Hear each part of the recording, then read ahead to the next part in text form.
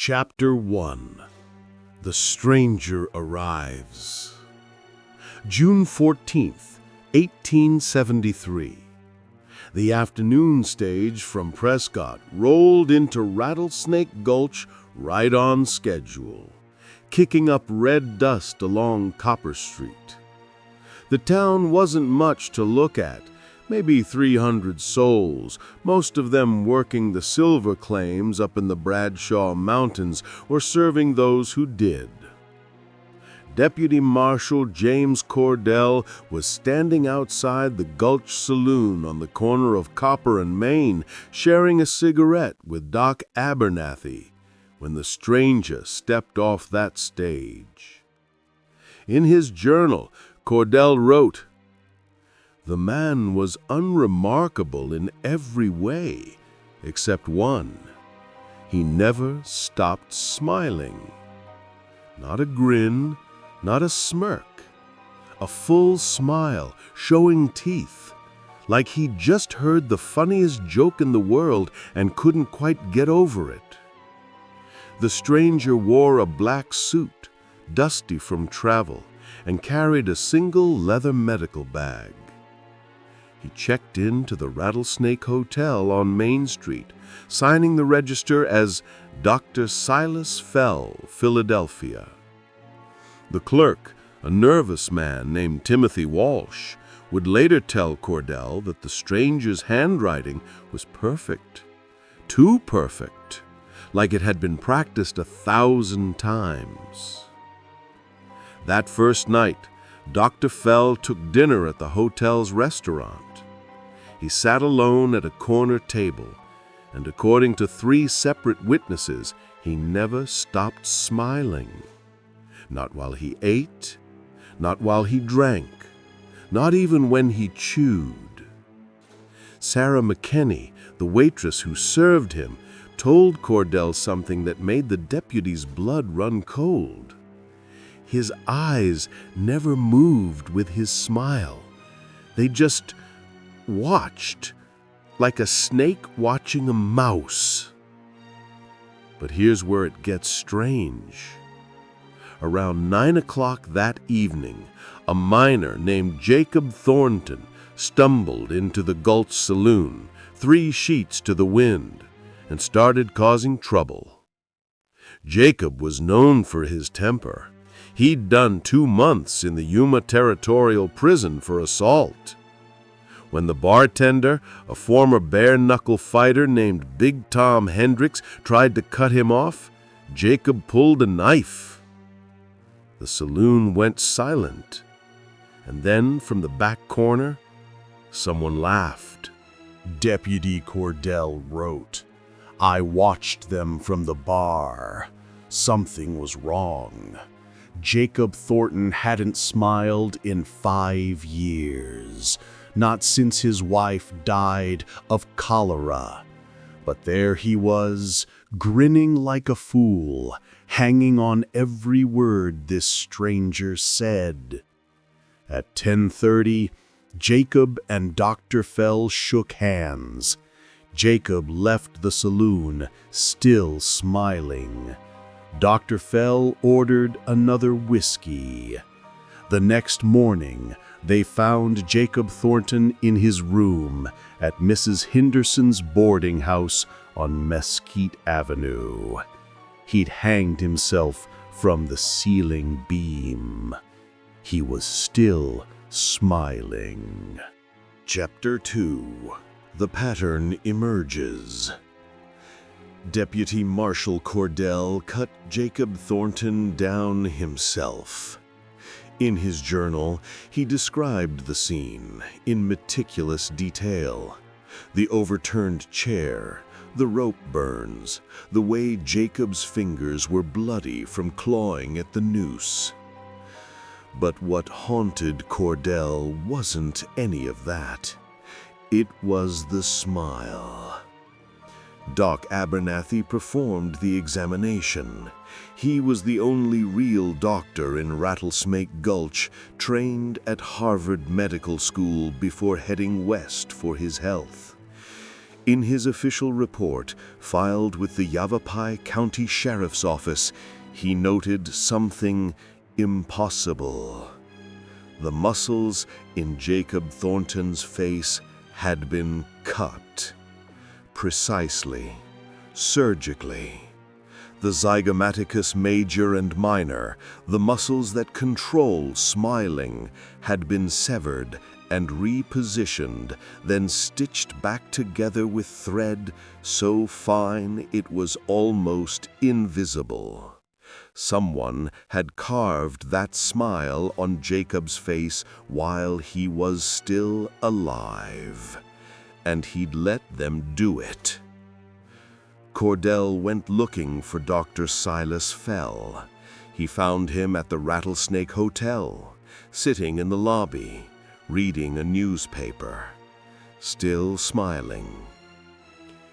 "Deputy Marshal," Fell said without looking up, "how can I help you this fine morning?" Cordell asked him about Jacob Thornton. Fell expressed his condolences. He said he'd enjoyed their conversation the previous evening. He said Jacob had seemed troubled but hopeful. He said he'd recommended Jacob seek spiritual counsel from Reverend Blackwood at the First Methodist Church on Canyon Street. Everything Fell said was reasonable, polite, helpful. But he never stopped smiling. Cordell had no evidence, no witnesses to any crime, just a dead miner and a stranger with an unsettling smile. He told Fell not to leave town. Fell assured him he had no intention of leaving. He'd come to Rattlesnake Gulch to establish a practice, to help people. By midnight, all three were dead. Emma Cartwright slit her own throat with a straight razor in her room at the schoolhouse on Canyon Street. She did it in front of a mirror, and according to the blood spatter, she'd been smiling the entire time. Samuel Chen walked into his own laundry press and pulled the lever himself. His son found him in the morning, crushed flat, his face somehow still intact, still smiling. Margaret Sullivan filled her bathtub, climbed in, and held her own head under water until she drowned. The water was ice cold by the time they found her. Her face, floating just beneath the surface, wore that same terrible smile. Doc Abernathy examined all three bodies. Same surgical precision, same impossible smile carved into their faces. And in each case, there was something else, something he almost missed. Under their tongues, he found a small mark, a brand, burned into the flesh. It looked like a laughing mouth. Cordell wrote in his journal, "Doc showed me the marks with his magnifying glass.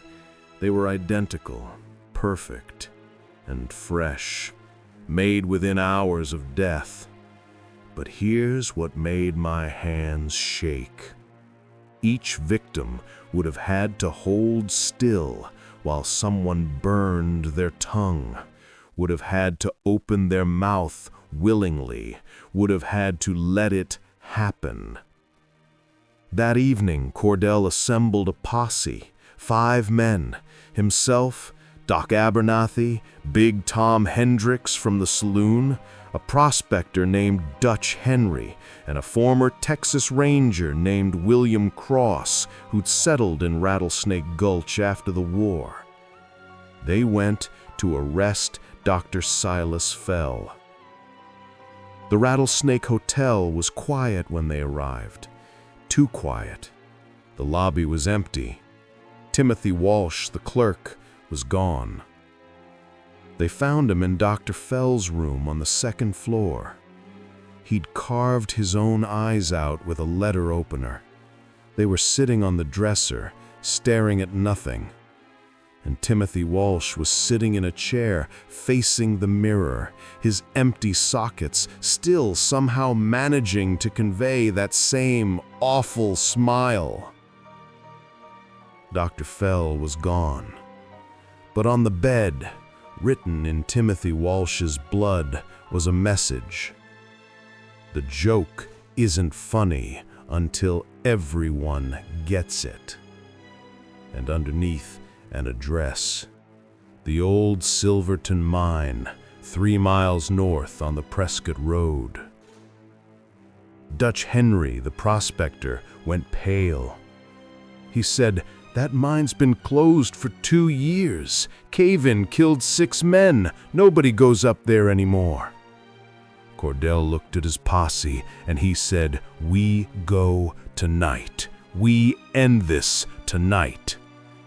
He had no idea how wrong he was. Chapter 3.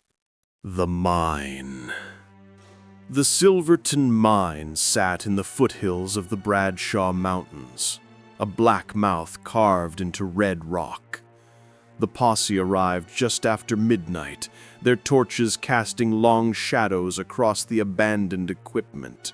Rusted ore carts, broken timber supports, tools left to rot. Cordell wrote, "The mine entrance looked like a throat. That's the only way I can describe it. Like we were about to be swallowed." They left the horses and went in on foot. The main shaft descended at a steep angle, shored up with timber that creaked and groaned under the weight of the mountain. Water dripped from the ceiling. The air smelled of copper and something else, something sweet and rotten.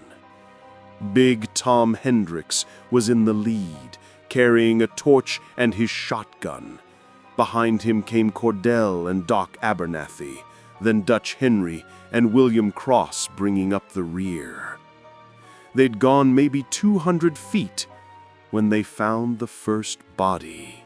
"It's a trap," William Cross said, his hand on his revolver. "We need to leave, now." But before anyone could move, they heard it. Laughter, coming from deeper in the mine, from the collapsed section where the 6 miners had died. "That's impossible," Dutch Henry said. "The tunnel's blocked. Has been for 2 years. Tons of rock. Nobody could get through." The laughter grew louder, closer, and then they saw the light. A lantern moving through the darkness, coming toward them from a tunnel that shouldn't exist.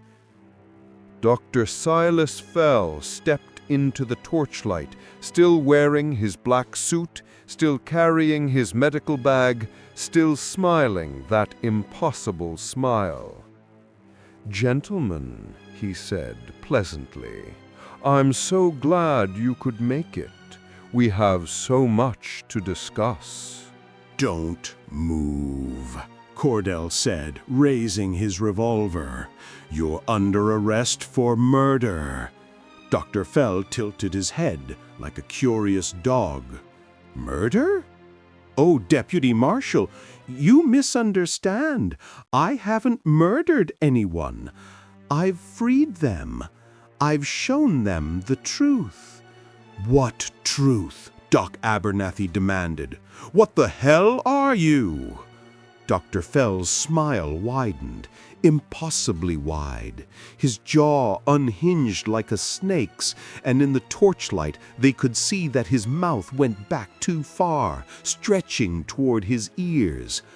"I am the punchline," he said, his voice changing, deepening, becoming something that wasn't quite human. "I am the joke that God told and then forgot. I am what happens when death learns to laugh." Big Tom Hendricks fired his shotgun. The blast echoed through the mine like thunder. The shot hit Dr. Fell square in the chest, tearing through his suit, through his flesh. He didn't fall. He didn't even flinch. He just looked down at the wound, then back up at them, and laughed. "You see?" Dr. Fell said, reaching into the hole in his chest and pulling out the buckshot like it was nothing. "That's funny. You thought you could kill something that's already dead. That's the joke, gentlemen. We're all already dead. We just don't know it yet." William Cross fired next, then Dutch Henry, then Cordell. 5 shots, all hitting their target. Dr. Fell stood there and took every bullet, and with each impact he laughed harder. And then he moved. He was fast, impossibly fast. One moment he was 20 feet away. The next he was on top of Big Tom Hendricks, his fingers too long, too thin, with too many joints wrapped around Tom's face. "Let me show you," he whispered. "Let me show you how funny it all is." Tom screamed, and then, slowly, he started to laugh, and then he started to smile. Cordell and the others ran. They ran back through the mine shaft, past the circle of dead miners, toward the entrance. Behind them, they could hear 2 voices now, Dr. Fell's inhuman laughter and Tom Hendricks joining in, both of them laughing like it was the funniest thing in the world. They made it to the entrance. Dutch Henry was first out, then William Cross, then Doc Abernathy. Cordell was last, and as he crossed the threshold into the night air, he looked back. Dr. Fell was standing in the darkness of the mine, holding Big Tom Hendricks by the shoulders. Tom's face was already changing, the muscles being cut and repositioned, even as Cordell watched. And Tom was smiling and laughing and crying all at once. "Run, Deputy Marshal. Run back to your town. Tell them what you saw. Tell them the joke. Maybe they'll understand. Maybe they'll laugh too." The 4 survivors rode back to Rattlesnake Gulch. They arrived just before dawn. The town was silent, too silent. Every door was open, every window dark. And in the middle of Main Street, sitting in chairs arranged in neat rows like a congregation, were the remaining citizens of Rattlesnake Gulch. All 283 of them. All smiling, all dead. Chapter 4. The Truth. Deputy Marshal James Cordell stood in the middle of Main Street as the sun rose over Rattlesnake Gulch, and he understood that he was looking at the end of the world.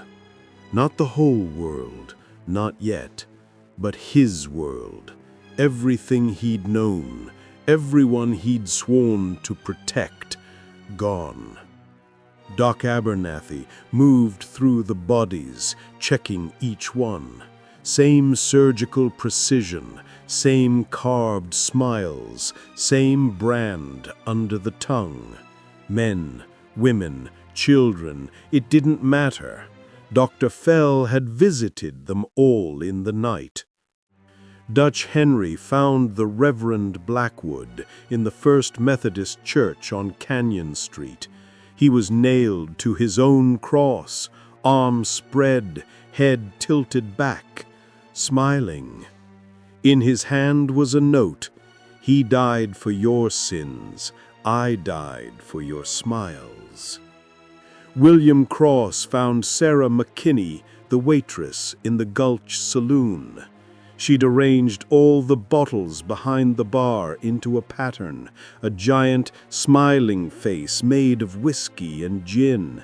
She was lying on the bar itself, her own face carved into an echo of the pattern. Cordell went to the Yavapai County Telegraph office on the corner of Main and Copper. He needed to send word to Prescott, to the territorial marshal, to anyone who could help. The telegraph operator, a young man named Peter Finch, was slumped over his desk, smiling. The telegraph key was still clicking.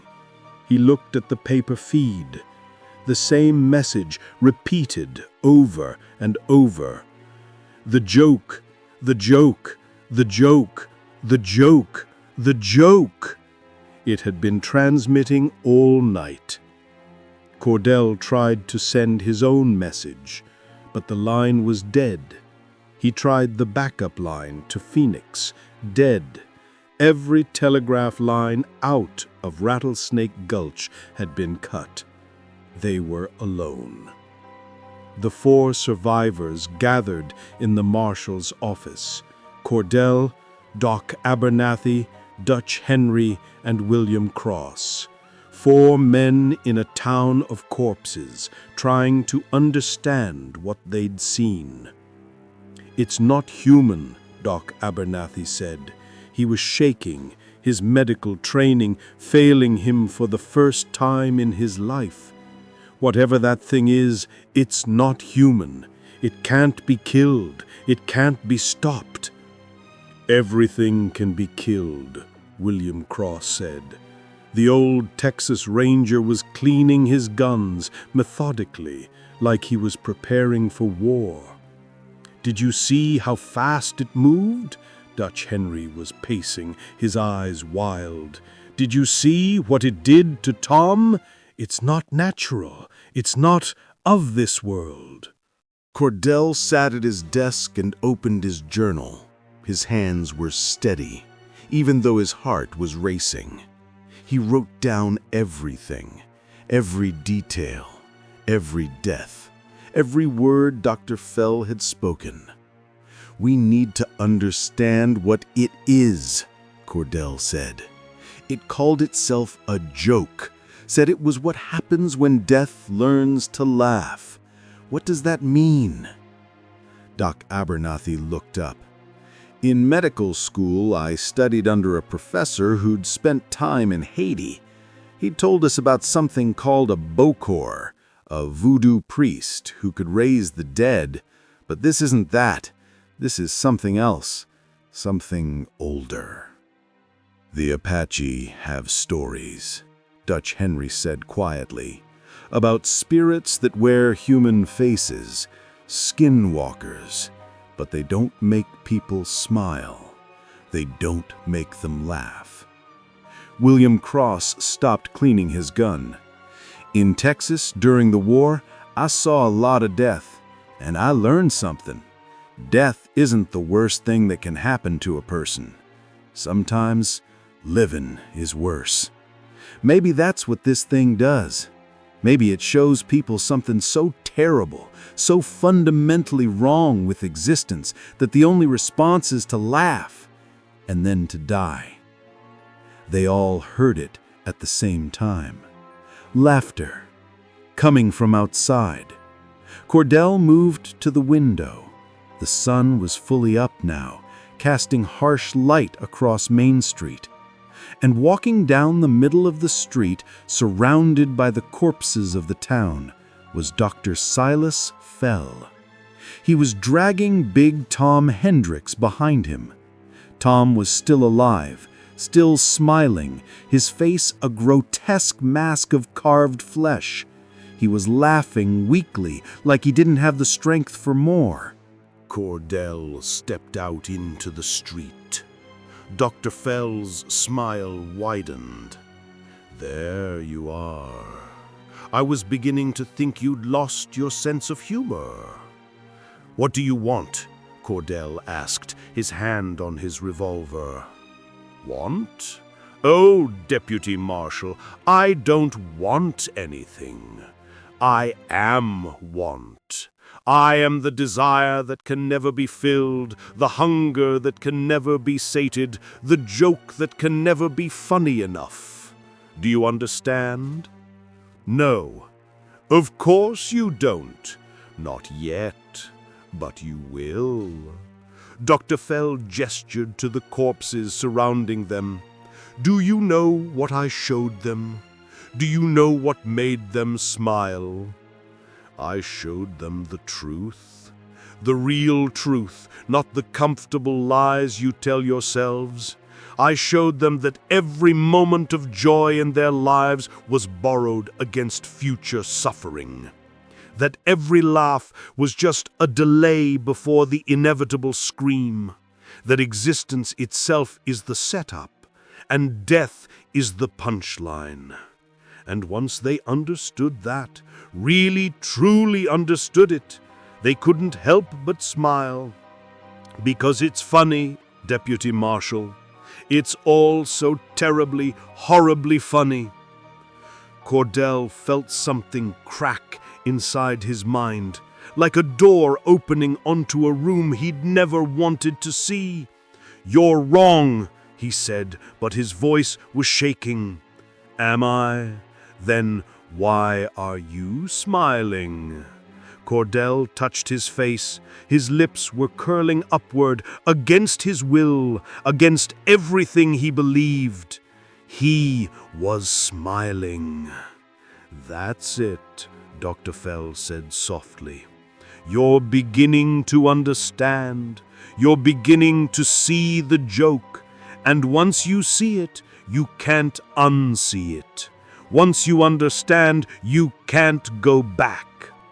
Behind Cordell, the door to the marshal's office burst open. William Cross came out, guns blazing. He fired every round he had at Dr. Fell, each bullet finding its mark, each one doing nothing. Dr. Fell laughed and laughed and laughed, and then he moved. Chapter 5: The Last Stand. What happened next, Cordell wrote in fragments, broken sentences, words that barely made sense. Because by that point, he was losing his grip on reality. The smile on his face was growing wider, and he could feel his own muscles beginning to tear. William Cross died first. Dr. Fell moved like liquid shadow, crossing the distance between them in a heartbeat. His two long fingers wrapped around Cross's throat, and the old Texas Ranger's screams turned to laughter. Within seconds, Cross was on the ground, convulsing, his face rearranging itself into that terrible smile. Dutch Henry tried to run. He made it as far as the corner of Main and Copper before Dr. Fell appeared in front of him. Cordell didn't see what happened next. He only heard Dutch Henry's laughter echoing off the buildings, growing higher and higher until it became a shriek, and then silence. Doc Abernathy stood in the doorway of the marshal's office, holding a bottle of kerosene and a match. "If I can't kill you," he shouted at Dr. Fell, "I'll burn this whole goddamn town to the ground. I'll burn it all so no one else has to see what we've seen." Dr. Fell tilted his head. "Oh, Doctor, you of all people should understand. Fire doesn't kill the joke, it just spreads it. Smoke carries stories, ashes tell tales. Burn this town and the story of what happened here will spread faster than any plague." Doc Abernathy lit the match anyway. He threw the bottle at Dr. Fell. It shattered, coating the thing in kerosene. The flames caught instantly. engulfing Dr. Fell in fire. And he kept smiling. He walked through the flames like they were nothing. He walked up to Doc Abernathy, burning, smoking, his flesh blackening and peeling away to reveal something underneath, something that wasn't flesh at all, but darkness given form, void given shape. "Your turn, Doctor," Dr. Fell said, his voice unchanged despite the flames. "Let me show you what you've been cutting into all these years. Let me show you what's really inside people." Doc Abernathy screamed, and then he laughed, and then he was silent. Cordell was alone. He stood in the middle of Main Street, surrounded by corpses, surrounded by flames, facing something that wore the shape of a man, but was anything but. The fire was spreading. The Gulch saloon was burning. The Rattlesnake Hotel was burning. The whole town was beginning to burn. And Dr. Fell stood in the center of it all, the flames dying around him, his burned flesh already regenerating, already returning to that perfect, unremarkable appearance. "Just you and me now, Deputy Marshal. Just the two of us and the truth. So let me ask you, do you understand the joke yet? Do you see why it's funny?" Cordell's hand went to his gun, but he knew it was useless. Bullets didn't work. Fire didn't work. Nothing worked. "Why?" Cordell asked. "Why are you doing this?" "Because I have to," Dr. Fell said. And for the first time, his smile faltered, just for a moment, just long enough for Cordell to see something else underneath, something ancient and sad and infinitely tired. "Because I'm the punchline, and the punchline has to be delivered. Because God told a joke when He made this world, and I'm the only one who remembers the ending. And I have to keep telling it, over and over, town after town, year after year, forever." "You're insane." "No, Deputy Marshal. I'm the only sane thing in an insane world. I'm the only honest thing in a world of lies. I show people the truth, and the truth makes them smile. That's not insanity. That's enlightenment." Cordell made his decision. He couldn't kill Dr. Fell. He couldn't stop him. But he could do one thing. He could make sure the story was told. He turned and ran, not away from the town, but toward the telegraph office. The building was burning, but the telegraph equipment was metal and stone. It might still work. Dr. Fell didn't follow. He just stood there, watching, still smiling. Cordell burst into the telegraph office. Peter Finch's body was still at the desk, still smiling.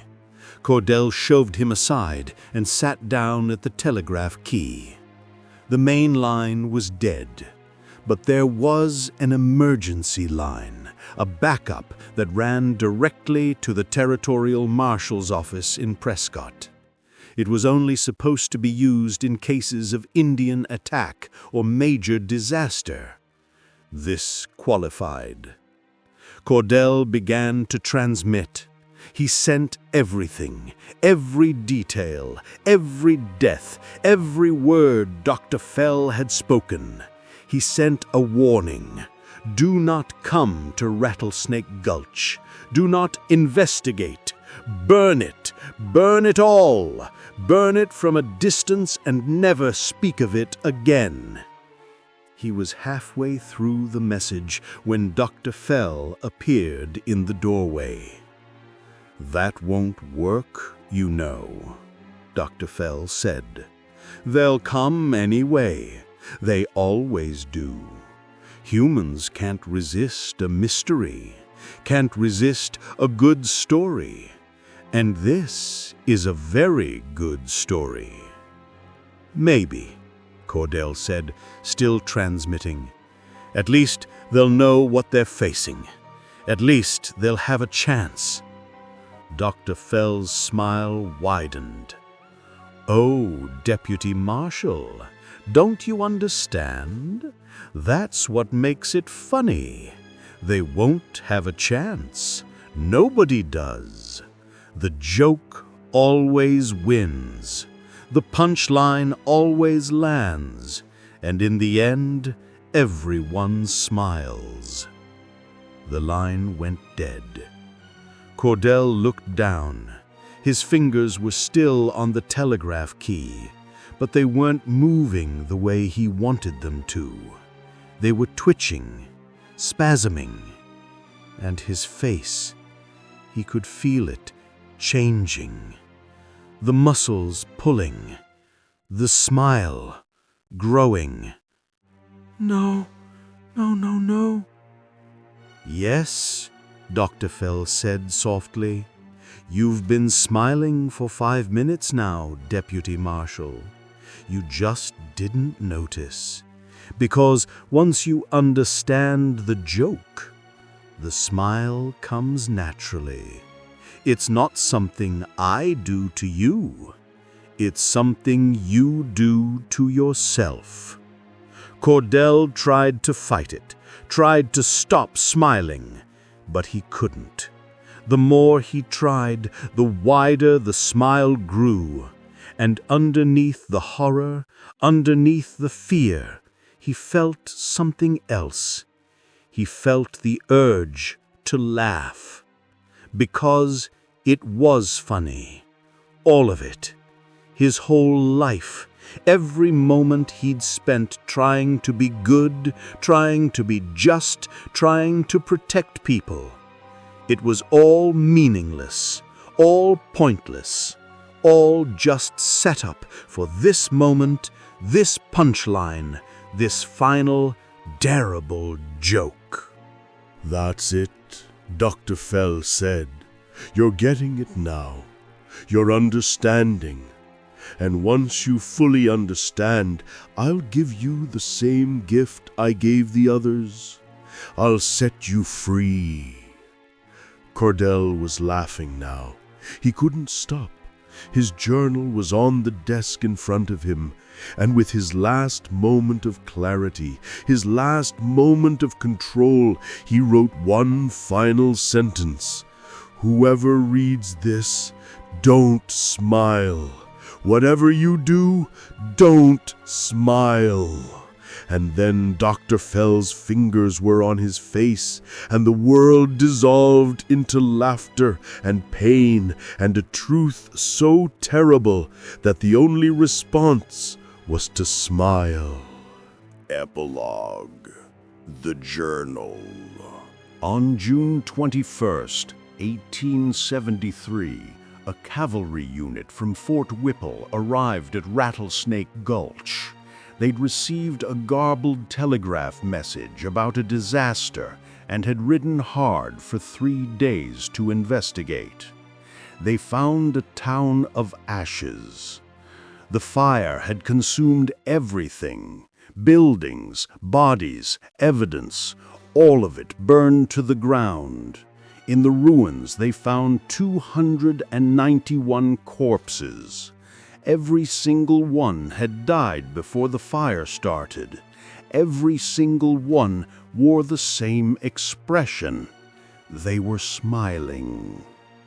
The cavalry sealed off the town. The territorial governor declared it a quarantine zone. The official report stated that a cholera outbreak had killed the population, and the survivors had burned the town to prevent the disease from spreading. No mention was made of the smiles. No mention was made of Dr. Silas Fell. and no mention was made of Deputy Marshal James Cordell's journal, which was found in a fireproof safe in the ruins of the marshal's office. The journal was sealed by order of the territorial marshal and placed in the Yavapai County archives, with instructions that it was not to be opened for 150 years. 3 weeks ago, that seal was broken. I was there when they opened it.